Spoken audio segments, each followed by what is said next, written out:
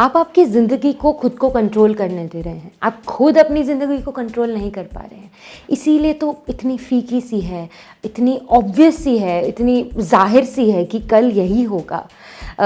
तो ये जो बेचैनी की फीलिंग्स हैं, ये जो दबा दबा सा महसूस करना और उब जाना, ये सब बहुत लोगों के साथ होता है और ये कोई नई बात नहीं है। क्योंकि कहीं न कहीं ज़िंदगी के सफ़र में आगे बढ़ते हुए हम लोग भूल जाते हैं कि हमारे सच में सपने क्या हैं। और जब हम उन सपनों से थोड़ा दूर होते जाते हैं तो ज़िंदगी किसी और रास्ते पे हमें ले जाती है और हम चुपचाप निकल जाते हैं। फिर कहीं न कहीं आगे बढ़कर कभी कहीं किसी सोफ़ा पे बैठे हुए ये एहसास होता है कि नहीं, ये मैं नहीं चाहता या ये मैं नहीं चाहती। और तब आप अपने आप से दूर होने लगते हैं, दुनिया से दूर होने लगते हैं और चीज़ें काफ़ी मोनोटोनस हो जाती हैं। लेकिन ज़रूरी नहीं कि आपकी ज़िंदगी ऐसी ही रहे। काफ़ी तरीके हैं जिनसे आप इसे इम्प्रूव कर सकते हैं, बदल सकते हैं और वापस से वो पैशन, वो स्पार्क, वो सरप्राइज़ अपनी ज़िंदगी में ला सकते हैं, जिसकी आपको बरसों से उम्मीद है और ये किताब आपकी उसमें मदद करेगी। इसमें सबसे इम्पॉर्टेंट चीज़ है अपनी ज़िंदगी का कंट्रोल लेना।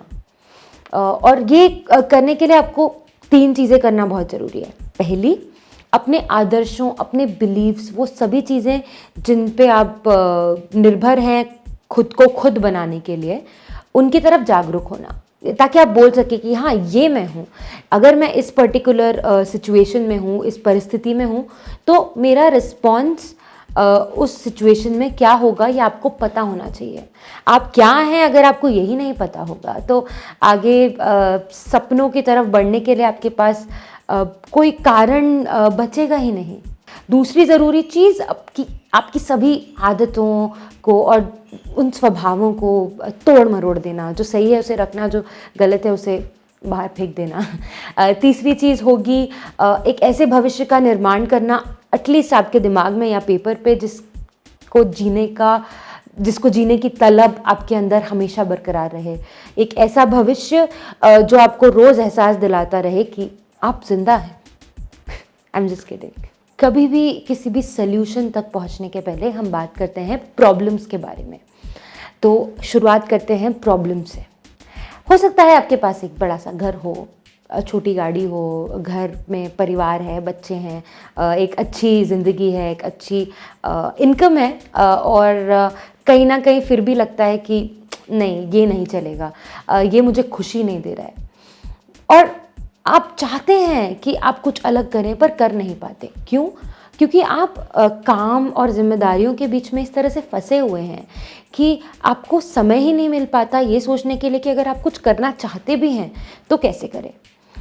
तो चेंज यानी कि परिवर्तन, जो कि दुनिया का नियम है, वो तभी हो सकता है जब आपको पता हो कि हाँ, मुझे इस चीज़ से बाहर निकलकर यहाँ तक जाना है।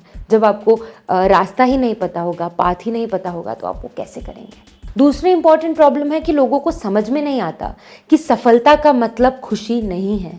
कई बार लोग सफल होते हैं पर खुश नहीं होते हैं। वो इसलिए क्योंकि वो जो सफलता थी जिसके लिए उन्होंने जी तोड़ मेहनत की, वो शायद एक ऐसी बुनियाद पर बनी हुई थी जो उनके लिए कोई मायने ही नहीं रखती।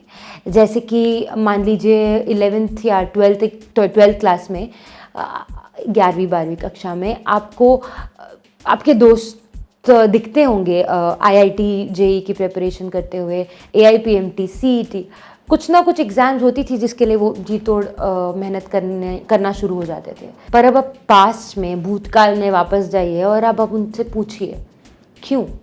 खुद से पूछिए क्यों। यही तो दिक्कत है, हमसे अपने आप से पूछते ही नहीं हैं कि क्यों, और फिर अपनी ज़िंदगी उस तरह से बना देते हैं जिस तरह से बाकी लोग कर रहे हैं या फिर जिस तरह से समाज ने आपको फोर्स किया है बनाने के लिए। और जब ये सब हो जाता है उसके बाद भी हम खुद को ये नहीं समझा पाते कि सफलता और खुशी दोनों अलग चीज़ है। तो ये सोच आपको बदलनी होगी।